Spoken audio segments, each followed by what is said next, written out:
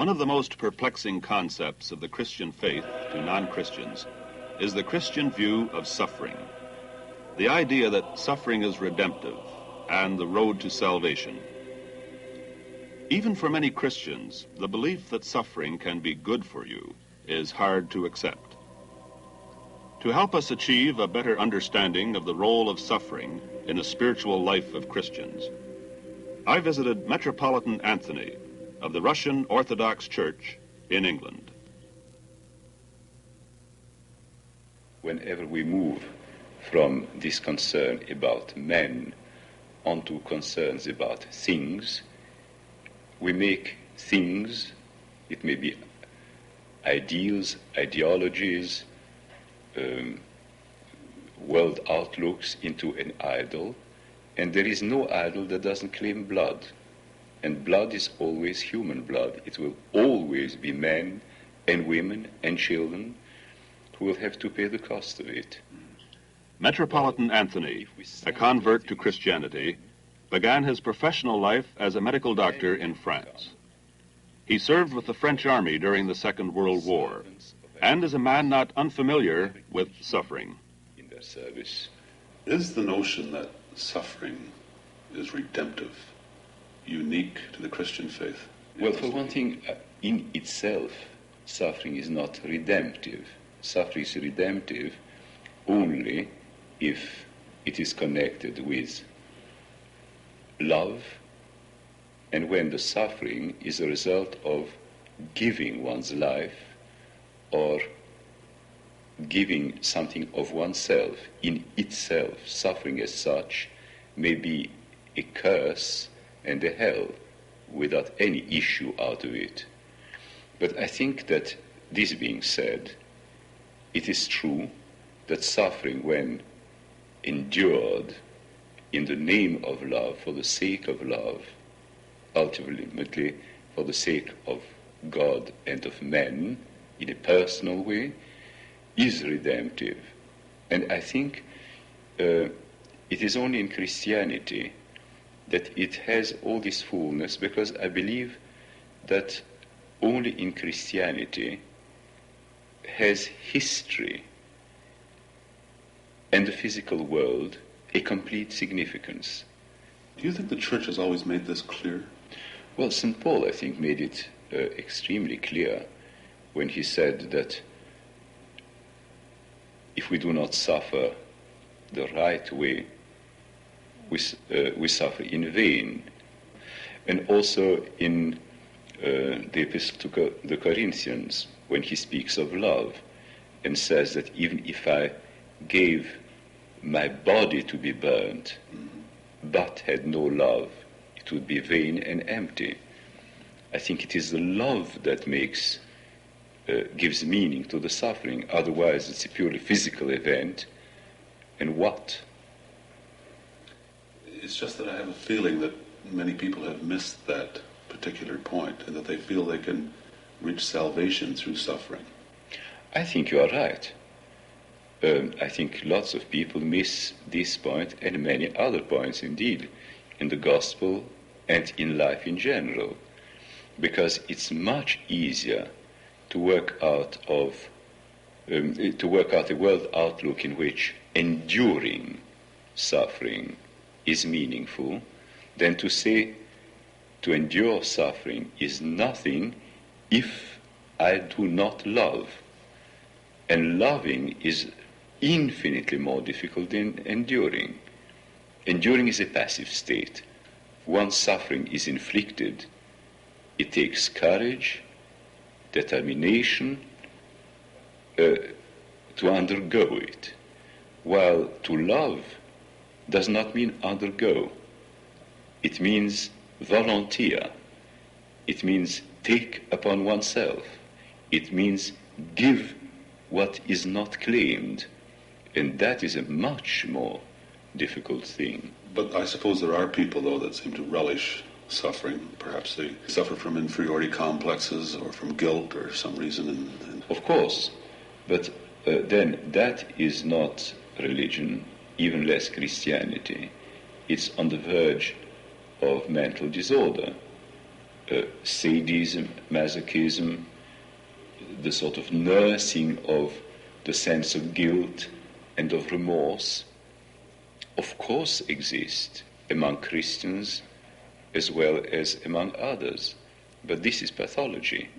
But at the heart of the gospel, we find love, and a quality of love which is such denial of self that will allow freely to lay down one's life, freely to undergo suffering, freely to substitute eventually one's own death to someone else's death. Theologically, we speak more of Christ in this connection, but in the history of the last century we have so many examples of people who have chosen to give their lives, chosen to die in order to save another person. And when you choose to die, you may very well not die and remain a cripple, be an invalid, suffer a great deal, which in a way is a risk much more painful to take than just sudden annihilation. I did an interview last year with Elie Wiesel, a Jewish author for Man Alive, and he's contradicted the Christian notion of suffering. He said, for example, that in the Jewish faith, life of suffering is completely alien to what they believe. Life should be celebration, should be joy, and suffering had no redemptive power as far as he was concerned. Well, I think it's difficult to uphold this view completely in the face, for instance, of the image of the suffering servant in the book of Isaiah and of quite a few other passages from the Old Testament. I think that he's right when he says that life should be a celebration, but then life should not be marred by the condition of men in which we live. Ideally, yes, it should be celebration, but in the face of a world of disharmony, of hatred, of mutual antagonism, of contrast and opposition, then suffering is inevitable as a fact, and it can be turned into a redemptive experience.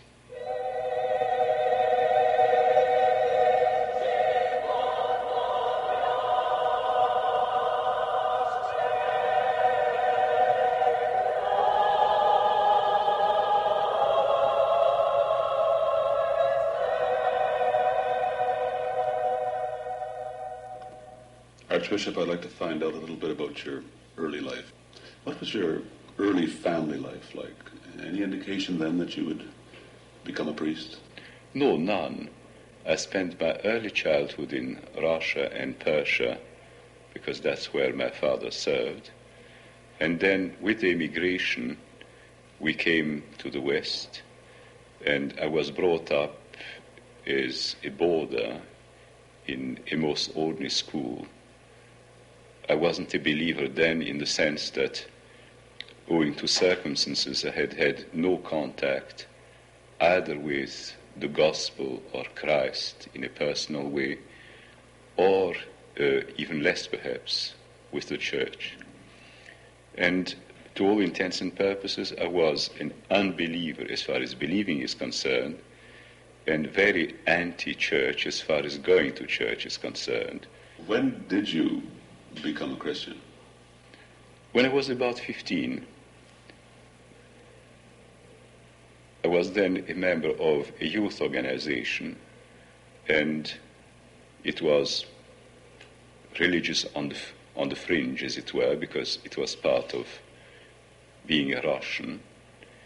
And I was submitted one day to a priest's discourse on the gospel, on the church, and on Christ. And it revolted me to such an extent that I decided to find out whether there was any truth in what he had said. I went home and decided to check. So I asked my mother for her book of the Gospel, but it isn't really the reading of the Gospel that convinced me. It's something which probably a free churchman, an evangelical, would call a conversion experience. Because while I was reading the beginnings of St. Mark's Gospel, I became overwhelmingly aware of the presence of Christ standing on the other side of the desk. And it was so clear and so certain that I looked up the way one looks around in the street when one has an impression that someone looks at your back. I saw nothing, perceived nothing with my senses, but the certainty was so great that I knew that I had met Christ alive. And if I had met Christ alive, then all the gospel was true. You found no conflict then through your study of medical science and theology? No. You see, I never tried to make the Bible into a book of natural history. And I never tried to check scientific knowledge by religious presuppositions that would be formal and really external to the purpose.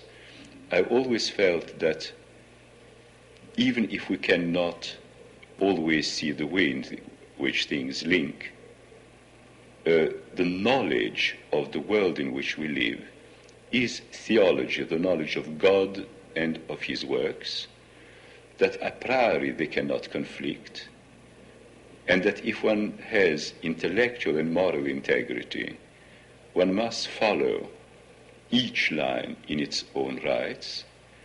If there had been conflict, I would have faced it, but I never met it. My spiritual life went along one line. My intellectual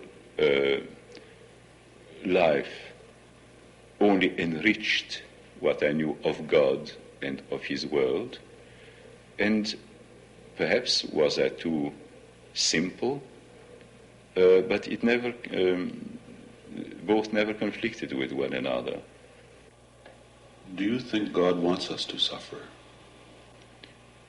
I would say, I'm sorry to be so stubborn, I would say he wants us to love, Yes.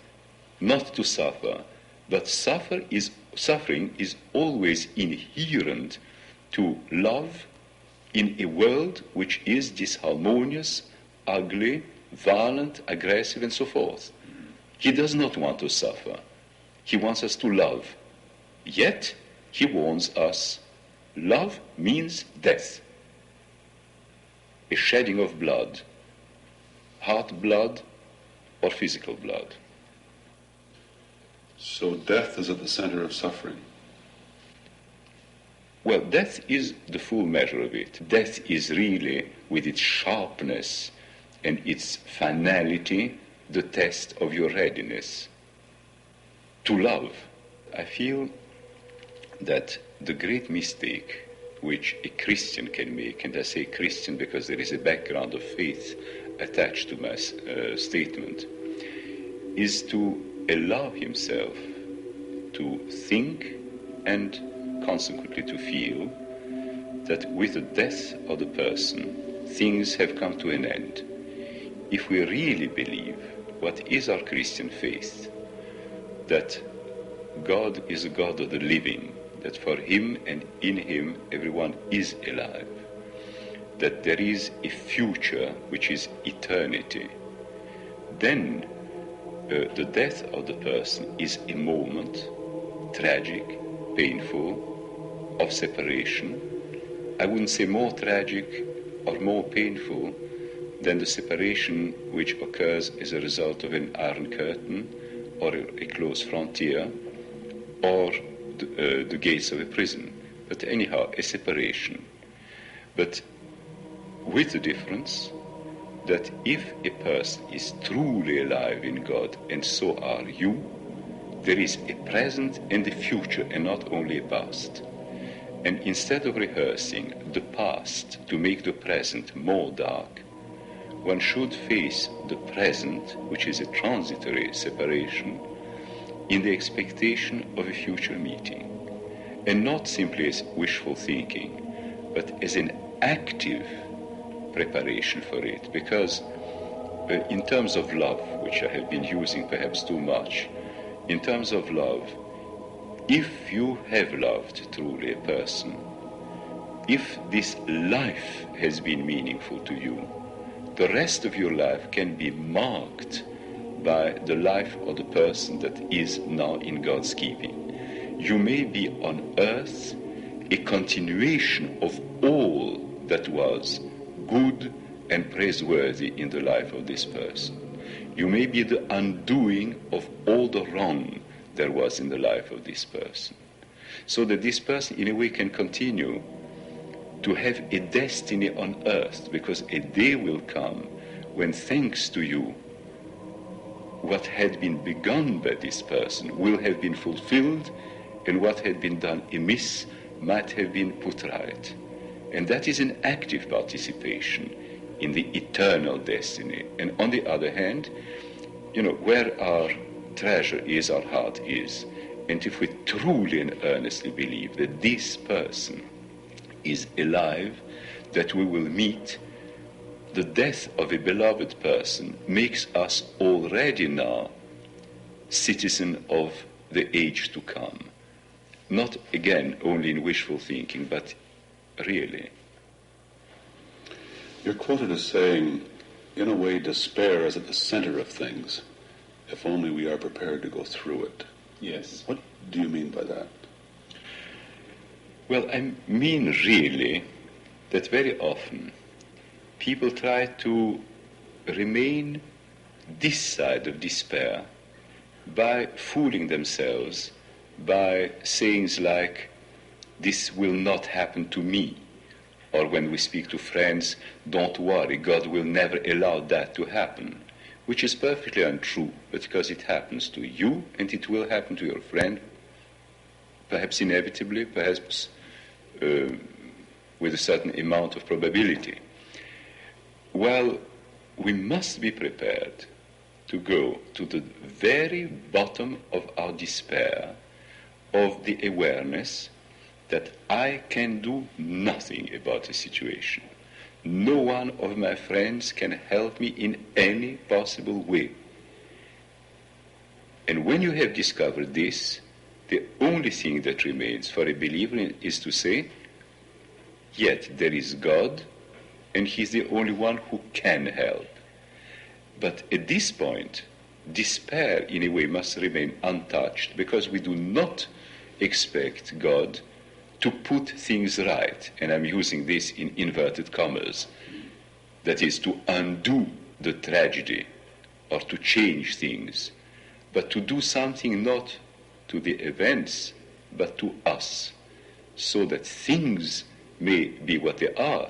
We are no longer the same and can face them in a quite different way. What about this idea that suffering makes a better person? Is good for building character, perhaps? I think it is true if we face suffering, if we run away from it, if we allow ourselves to be crushed by it. It doesn't. And again, in this process, education could play a role. We should never prevent a person from enduring what he can endure by taking away from him a chance to face up with courage in a manly way up to things which are hard, which we do all the time. But again, as in the same terms practically as I spoke of love, it is not the suffering itself, it's the way we face it. Pain as pain cannot build character. A daring, a courageous way of facing pain does. And for instance, in present-day medicine, I discussed that lately in a medical group, the way in which people turn to a doctor to alleviate the slightest pain because they assume that they should never be in pain, results that they can face pain less and less. And when there is no pain, what they can't face is the fear of it. So that in the end, people live in pain, although there is no pain yet. And yet, religion seems to put so much stress on suffering, as suffering for the sake of suffering, which I don't understand. Yes, but I think that comes from the fact that we speak of all these things with a grudging feeling that if we could, we would avoid it.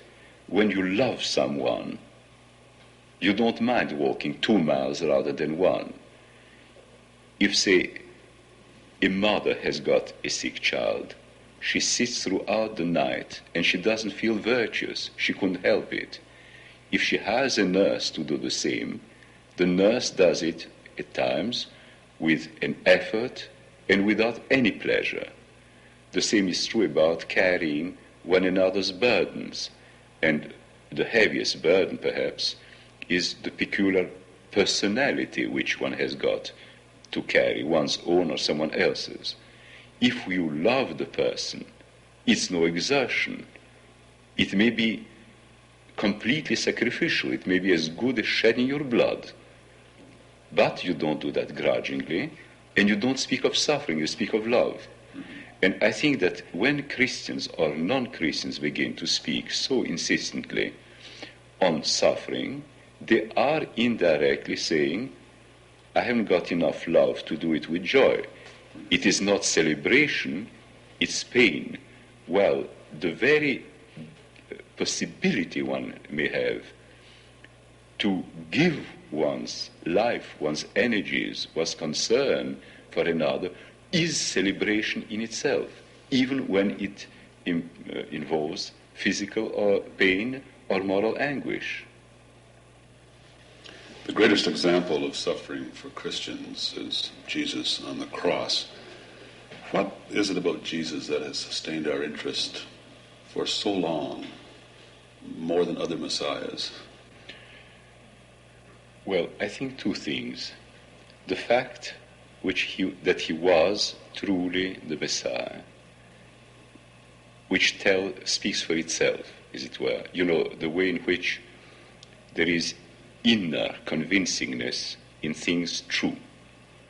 And the second thing is that his life and death were such a demonstration of perfect, self-forgetting love, and such an act of faith in us.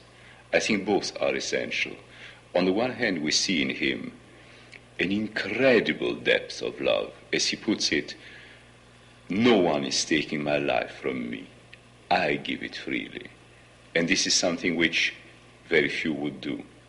But on the other hand, why it hits at us is that it isn't given for his own sake, as it were, but because he believes absolutely that his life and death are not in vain, and that there is enough in us to respond to it.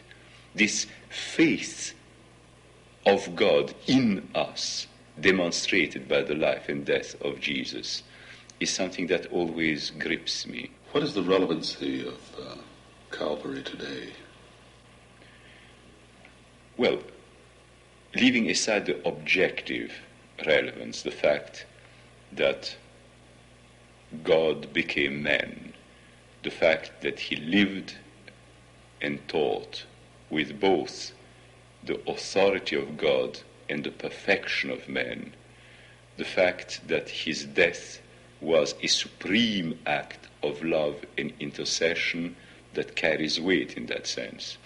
But apart from this, as far as examples are concerned, it is the greatest challenge I can imagine, because it is a challenge of pure love. It's a challenge that lays no claim other than the freedom of a response. You can take it, you can reject it. You can let him die on the cross, shrug your shoulders and go. But on the other hand, if you are hit at the heart by what you see, then your response is completely free. But suffering, then, and summing up, can be a testing for a person, It can, a indeed. refining of him. It can, provided you face it creatively, daringly, in order to make something of your life and of your person. If you face it passively, if you simply endure slavishly, it will simply make you a slave, more subservient and more afraid. And that is not the aim of it.